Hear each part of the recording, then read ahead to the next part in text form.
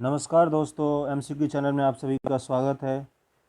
अभी हम modern history के एमसीक्यू कर रहे हैं। इससे पहले हम साइंस के एमसीक्यू ऑलरेडी कर चुके हैं और एंशिएंट हिस्ट्री के भी एमसीक्यू हमने किए हुए हैं। आप चैनल पे जाकर उसको प्लेलिस्ट में देख सकते हैं। अगर आप नए हैं चैनल पे तो सब्सक्राइब ज़रूर करिए। आधुनिक भारत के हमने पिछले वीडियो में 51 के एमसीक्यू करीब में कर लिए थे। अब उससे आगे के एमसीक्यू हम करेंगे, ठीक है। 51 नंबर एमसीक्यू कर लिया था हमने। 52 नंबर से शुरू करता है। भारत में अंग्रेजों की सफलता तथा फ्रांसीसियों की असफलता के कारण के संदर्भ में निम्नलिखित कथनों में से कौन से सही हैं। यानी कि अंग्रेज क्यों सफल हुए और फ्रांसीसी क्यों असफल हो गए। अंग्रेजों को बंगाल विजय से अपार धन एवं जनशक्ति मिला। सही है ये। अंग्रेजों ने बंगाल जीता जिससे उनको इतनी धन संपत्ति मिली कि उन्होंने पूरा भारत जीत लिया। अंग्रेजों को बेहतर नौसैनिक ताकत, दोनों ही सही है। अगला क्वेश्चन है ईस्ट इंडिया कंपनी और बंगाल के नवाब। अब इस टॉपिक से क्वेश्चन करेंगे हम। पहला क्वेश्चन है निम्नलिखित में कौन एक मुगल सम्राट द्वारा नियुक्त बंगाल का अंतिम गवर्नर जनरल था। मतलब गवर्नर जनरल नहीं, गवर्नर था बंगाल का मुगल सम्राट द्वारा। मुर्शीद कुली खां, ऑप्शन बी हो जाएगा। मुगल सम्राट फर्रुखसियर द्वारा 1717 ईस्वी में मुर्शीद कुली खां को बंगाल का गवर्नर यानी कि सूबेदार नियुक्त किया गया था। मुर्शीद कुली खां की मृत्यु के पश्चात उसका दामाद शुजाउद्दीन बंगाल का सूबेदार बना, जिसे तात्कालिक मुगल सम्राट मोहम्मद शाह रंगीला द्वारा मान्यता प्रदान की गई। अतः मुगल सम्राट द्वारा नियुक्त बंगाल का अंतिम गवर्नर कौन था? मुर्शीद कुली खां। निम्नलिखित में कौन सा युद्ध जिसने भारत में ब्रिटिश प्रभुत्व को प्रारंभ किया? पलासी का युद्ध 1757 ईस्वी। 1757, इसके 100 साल बाद 1857 का विद्रोह हुआ था। 1757। बक्सर कब होगा? 1764। 1757। इसमें कौन कौन थे पलासी के युद्ध में? ये तो पता ही होगा, फिर भी पढ़ लेते हैं। पलासी के युद्ध 1757 में रॉबर्ट क्लाइव के नेतृत्व में अंग्रेजों ने बंगाल के नवाब सिराजुद्दौला को पराजित किया। नवाब की सेना के 3 राजद्रोही मीर जाफर, यार लतीफ़ और राय दुर्लभ की सेना नायकत्व में थी। ठीक है, ये तीनों ने क्या किया? अंग्रेजों का साथ दिया। मीर जाफर इसके बाद शासक बनेगा। ठीक, आगे चलते हैं। बाकी इसकी कहानी पलासी की पता ही है। इंग्लैंड की ईस्ट इंडिया कंपनी की भारत में प्रथम निर्णायक सैन्य सफलता मानी जाती पलासी का युद्ध। पलासी का युद्ध लड़ा गया था 1757 ईस्वी में। 5वां क्वेश्चन है सिराजुद्दौला लॉर्ड क्लाइव द्वारा परास्त हुआ था पलासी के युद्ध में। सारे रिपीटेड क्वेश्चन है। भारतवर्ष में ब्रिटिश साम्राज्य का संस्थापक कौन था? तो रॉबर्ट क्लाइव। इसको भारत में ब्रिटिश साम्राज्य का संस्थापक माना जाता है। भारतवर्ष में ब्रिटिश साम्राज्य का संस्थापक रॉबर्ट क्लाइव को माना जाता है, जिसने पलासी के युद्ध 23 जून 1757 को बंगाल के नवाब सिराजुद्दौला को पराजित कर पहली बार भारत में ब्रिटिश प्रभुत्व की नींव रखी थी। निम्नलिखित में किसे स्वर्ग से उत्पन्न सेना नायक कहा जाता था? रॉबर्ट क्लाइव को। पलासी का युद्ध मैदान कहाँ है? पश्चिम बंगाल में है। पश्चिम बंगाल के नदिया जिले में भागीरथी नदी के किनारे स्थित है। 9वां क्वेश्चन निम्नलिखित में से किसने अपनी राजधानी मुर्शिदाबाद से मुंगेर स्थापित की? तो मीर कासिम ने। मीर जाफर बना। मीर जाफर के साथ ही वही हुआ जो सिराजुद्दौला का साथ हुआ था। मीर जाफर के बाद मीर कासिम शासक बना। मीर कासिम ने खुद को राजनीतिक षड्यंत्र से दूर रखने के लिए मुर्शिदाबाद से मुंगेर अपनी राजधानी स्थानांतरित कर ली थी। मीर कासिम को फिर भी सही शासक माना जाता है। मीर कासिम अपनी राजधानी मुर्शिदाबाद से मुंगेर ले आया। समता वह राजनीतिक षड्यंत्र से दूर रहना चाहता था। सबसे अधिक निर्णायक युद्ध जिसने अंग्रेजों को भारत में प्रभुत्व स्थापित किया, सबसे अधिक था निर्णायक बक्सर का युद्ध। पलासी का युद्ध जो था वो छल प्रपंच पर आधारित युद्ध था, लेकिन बक्सर का युद्ध विशुद्ध रूप से जो प्रभुत्वशाली थे, जो वाकई अच्छे योद्धा थे, उनका युद्ध था। तो पर बक्सर का युद्ध माना जाता है। इसमें किसको किसको हराया था, ये सबसे ज़्यादा इंपॉर्टेंट है। मीर कासिम, अवध के नवाब शुजाउद्दौला और मुगल सम्राट शाह आलम द्वितीय, यानी कि नॉर्थ इंडिया के जो सबसे बड़े सारे शासक थे, सबको एक साथ हरा दिया गया था बक्सर के युद्ध में। इस युद्ध में अंग्रेजों की कमान मेजर हेक्टर मुनरो के हाथों में थी। इस युद्ध के परिणाम ने पलासी के निर्णयों पर मुहर लगा दी। भारत में अब अंग्रेजों को चुनौती देने वाला कोई दूसरा नहीं था। इलाहाबाद तक का प्रदेश अंग्रेजों के अधिकार में आ गया। दिल्ली विजय का मार्ग खुल गया। बक्सर का युद्ध भारतीय इतिहास में निर्णायक सिद्ध हुआ। पी.ई. रॉबर्टस ने बक्सर के युद्ध के बारे में कहा है कि पलासी की अपेक्षा बक्सर को भारत में अंग्रेजी प्रभुता की जन्मभूमि मानना कहीं अधिक उपयुक्त होगा। यदि बक्सर के युद्ध के परिणाम को देखा जाए तो कहा जा सकता है कि जहां प्लासी की विजय अंग्रेजों की कूटनीति का परिणाम था, वहीं बक्सर की विजय इतिहासकारों ने पूर्णतः सैनिक विजय माना है। 11 नंबर क्वेश्चन है, अंग्रेजी ईस्ट इंडिया कंपनी द्वारा लड़े गए निम्नलिखित युद्धों में से कौन से सर्वाधिक निर्णायक थे? तो बक्सर का युद्ध। 12 नंबर, निम्नलिखित कौन सा युद्ध भारत में अंग्रेजों के आधिपत्य की स्थापना की दृष्टि से सबसे महत्वपूर्ण था? तो बक्सर। रिपीटेड क्वेश्चन है सारे। बक्सर के युद्ध के समय दिल्ली का शासक कौन था? तो शाह आलम द्वितीय, कन्फ्यूज नहीं होना इसमें। बक्सर की लड़ाई के समय बंगाल का गवर्नर कौन था? तो मीर जाफर। अगला क्वेश्चन है, मीर कासिम बना, फिर मीर कासिम को फिर से हटा के मीर जाफर को बनाया गया। ठीक है। निम्नलिखित में किस एक शासक ने ईस्ट इंडिया कंपनी की दीवानी प्रदान की थी?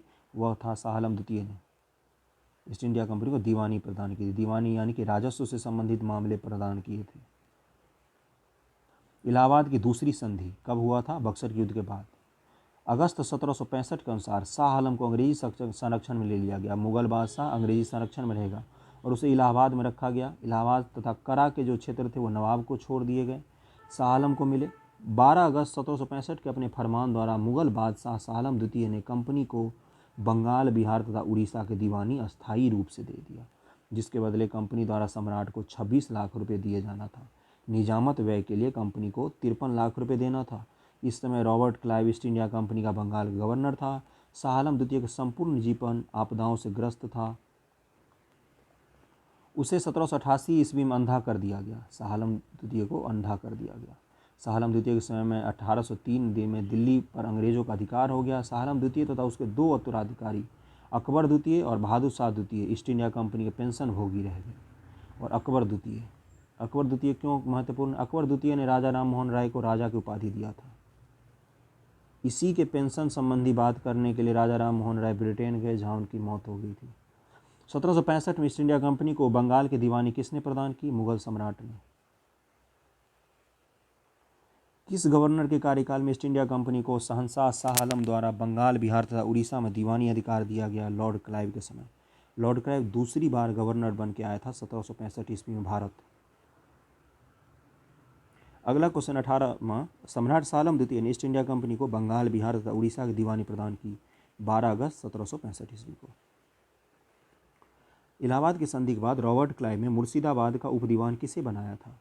तो मोहम्मद रजा खां को मुर्शिदाबाद का उपदीवान बनाया था।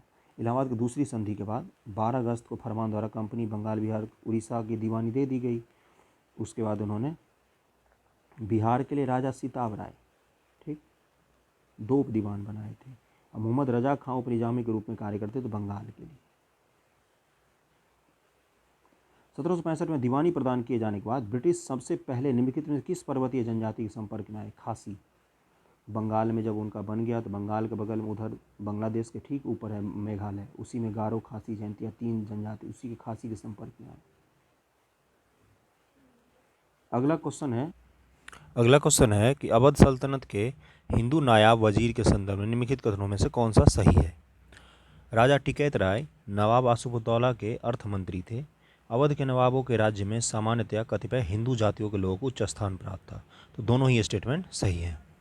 राजा टिकैत राय लिखा हुआ, राजा सिताब राय नहीं लिखा हुआ, कंफ्यूज नहीं होना है। अगला क्वेश्चन है 18वें शतक में भारत में लड़े गए युद्धों का निम्नलिखित में से कौन सा सही कालानुक्रम कौन सा सही है? तो सबसे पहले लड़ा गया था अंबर का युद्ध, मुजफ्फरजंग वाला। दूसरा लड़ा गया था पलासी, तीसरा बांडीवास, चौथा बक्सर। ठीक। अगला है मुजफ्फरजंग और चंदा साहब थे। फ्रांसीसियों की संयुक्त सेनाओं ने वेल्लूर के निकट समीप अंबर या अंबूर नामक स्थान पर कर्नाटक के नवाब अनवरुद्दीन को पराजित किया। अनवरुद्दीन के पीछे कौन खड़ा था? अंग्रेज। मुजफ्फरजंग दक्कन का सूबेदार बन गया और इस उपलक्ष्य में उसने अपने हितकारी डुप्ले को कृष्णा नदी के दक्षिणी भाग में मुगल के प्रदेश का गवर्नर नियुक्त कर दिया। डुप्ले को कृष्णा नदी के दक्षिण के भाग का गवर्नर बना दिया गया था। पलासी का युद्ध 1757, अंबर कब हुआ था? 1749, वांडीवास 1760, बक्सर का युद्ध 1764। अगला है उस फ्रांसीसी सेनापति का नाम बताया जो 1760 के वांडीवास युद्ध में पराजित हुआ था। तो काउंट लाली पराजित हुआ था। किसने पराजित किया था? पढ़ते हैं ऊपर। अंग्रेज तथा फ्रांसीसियों के मध्य युद्ध में फ्रांसीसी पराजित हुए। अंग्रेज सेना का नेतृत्व सर आयरकूट ने, जबकि फ्रांसीसी सेना का काउंट डी लाली ने किया था। तो काउंट डी लाली को अंग्रेजी सेना आयरकूट ने हरा दिया था। वांडीवास के युद्ध 1760 में ब्रिटिश ने फ्रेंच को हराया था। 1760 का प्रसिद्ध वांडीवास का युद्ध अंग्रेजों द्वारा किसके खिलाफ लड़ा गया था? फ्रांसीसियों के खिलाफ। ये 66वीं बीपीएससी क्वेश्चन है 2020 का। अगला क्वेश्चन है, निम्नलिखित में से कौन सा युग्म सही सुमेलित है? बक्सर का युद्ध, मीर जाफर के विरुद्ध क्लाइव? नहीं, बक्सर का युद्ध में कौन थे? मीर कासिम था और मुगल सम्राट थे और अवध का नवाब था। वांडीवास का युद्ध फ्रांसीसी विरुद्ध ईस्ट इंडिया कंपनी, ये सही है। चिलियावाला डलहौजी के विरुद्ध मराठे नहीं थे चिलियावाला में, सिख थे। सिख रंजीत सिंह जी के मरने के बाद सिखों के अंग्रेजों से युद्ध हुआ, उसमें चिलियावाला का युद्ध हुआ था। खुर्दा का युद्ध निजाम के विरुद्ध ईस्ट इंडिया कंपनी, ये भी गलत है। 27 नंबर क्वेश्चन, खुर्दा के युद्ध में कौन थे? निजाम के विरुद्ध मराठे थे, जिसमें निजाम की हार हुई थी। 27 नंबर है, निम्नलिखित में किसने भारत में अंग्रेजों का सर्वाधिक विरोध किया? मराठों ने।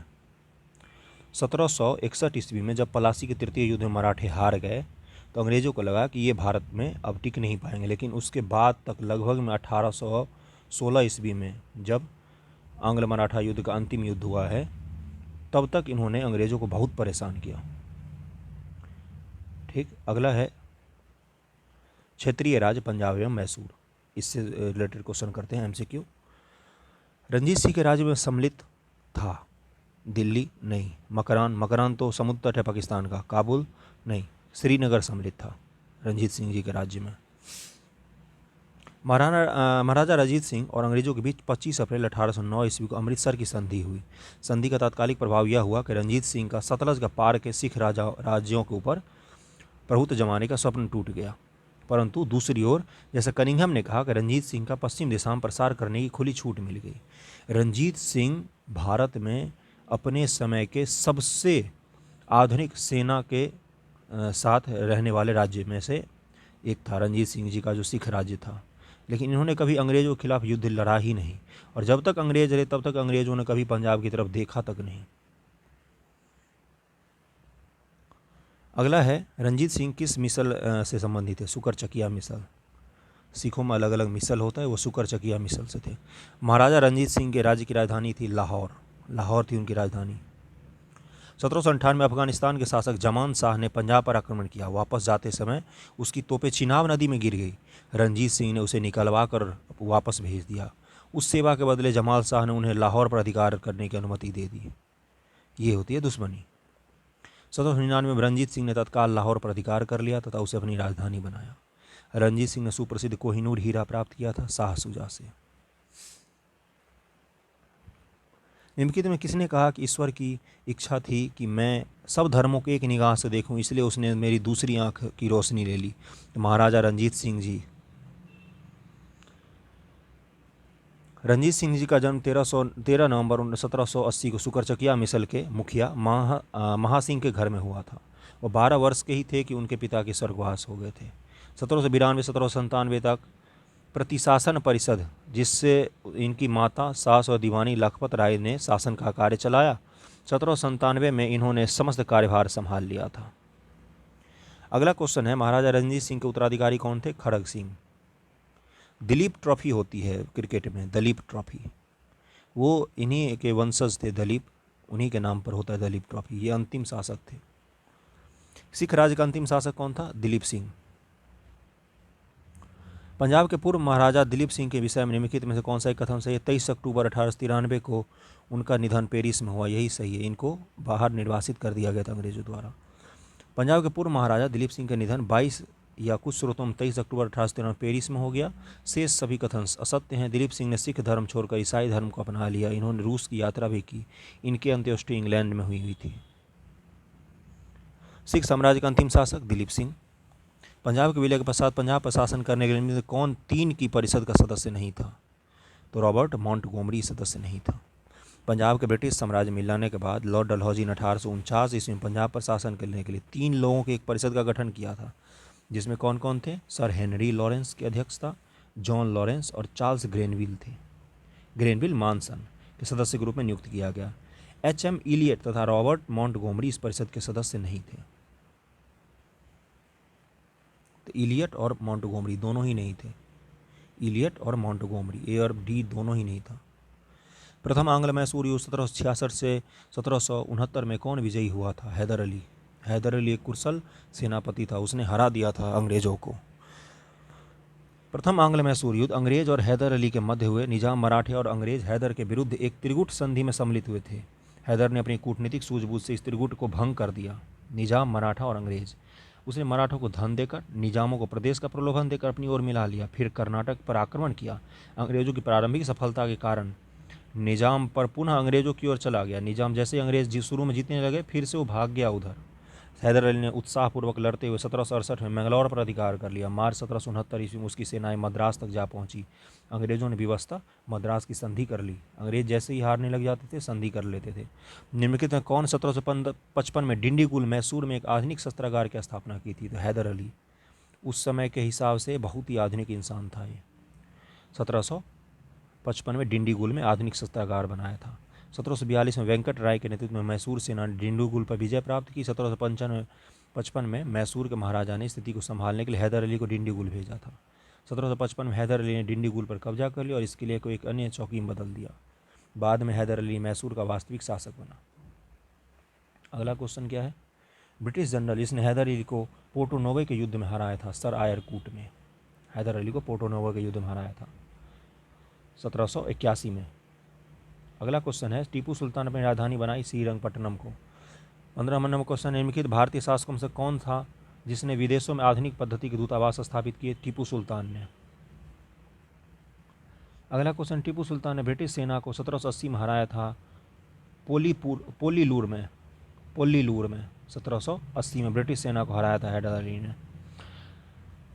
इसका एक्सप्लेनेशन पढ़ते हैं। हैदर अली टीपू सुल्तान ने मराठों तथा निजाम के साथ एक समझौता कर लिया, फ्रांसीसी सहायता का वचन ले लिया तथा कर्नाटक पर जुलाई 1780 में आक्रमण करके अरकाट पर अधिकार कर लिया। तत्पश्चात टीपू ने हेक्टर मुनरो की सेना को पोल्लीलूर नामक स्थान पर हरा दिया। अंग्रेजों ने श्रीरंगपट्टनम की संधि किसके साथ की थी? तो टीपू सुल्तान के साथ की थी।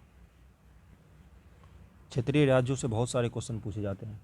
टीपू सुल्तान अंग्रेजों के साथ युद्ध में कब मारे गए? 1799 ईस्वी में। 1799 ईस्वी में टीपू सुल्तान मारे गए। 19 नंबर क्वेश्चन, निम्नलिखित में से कौन एक सही सुमेलित है? प्रथम आंग्ल मैसूर युद्ध हैदर अली पराजित हुआ? नहीं, अंग्रेज पराजित हुए थे प्रथम में। द्वितीय आंग्ल मैसूर युद्ध हैदर अंग्रेजों को पराजित किया? गलत है। तृतीय आंग्ल मैसूर युद्ध टीपू सुल्तान युद्ध जीता और अपना भूभाग अंग्रेजों को नहीं दिया, ये भी गलत है। चतुर्थ आंग्ल मैसूर युद्ध टीपू पराजित किया और युद्ध के मध्य दिवंगत हुआ, लड़ते लड़ते मरा था ये। अगला क्वेश्चन है, संधियां हैं और ईस्वी से मिलाना है इसको। इलाहाबाद की संधि बक्सर के युद्ध के बाद 1765, मैंगलोर की संधि 1784, सलवाई की संधि 1782, मराठा और अंग्रेज मद्रास की संधि 1769 में हुई थी। इलाहाबाद की प्रथम संधि अंग्रेज और मुगल सम्राट शाह आलम द्वितीय के बीच 12 अगस्त 1765 ईस्वी को हुई थी, जबकि इलाहाबाद की द्वितीय संधि अंग्रेज और अवध के नवाब शुजाउद्दौला के बीच 16 अगस्त 1765 को हुई। जब बक्सर का युद्ध हुआ तो अंग्रेजों ने शुजाउद्दौला, अवध के नवाब और मुगल शासक दोनों से अलग अलग संधि की थी। ठीक है।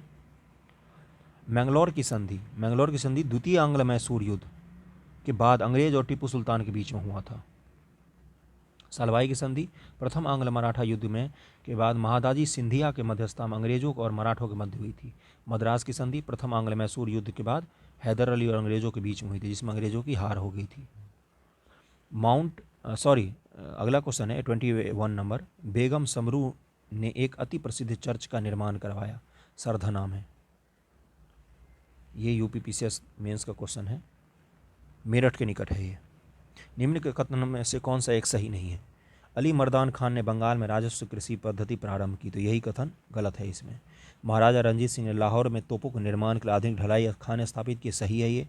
आमेर में सपाई जयसिंह ने यूक्लिड के रेखागणित के तत्वों का संस्कृत में अनुवाद करवाया, ये भी सही है।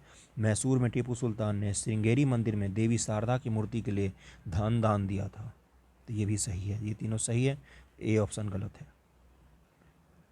23 नंबर, पानीपत के तृतीय युद्ध में अहमद शाह अब्दाली ने इब्राहिम लोदी को पराजित किया। तृतीय आंग्ल मैसूर युद्ध में टीपू सुल्तान की मृत्यु हुई।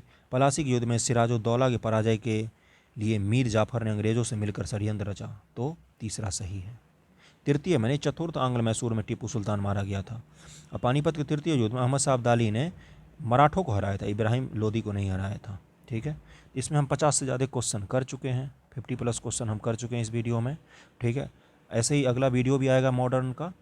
और ज़्यादा से ज़्यादा सब्सक्राइब कीजिए और शेयर कीजिए वीडियो को, ताकि आगे और भी अच्छे वीडियो में ला सकूँ। ठीक है, धन्यवाद, थैंक यू सो मच।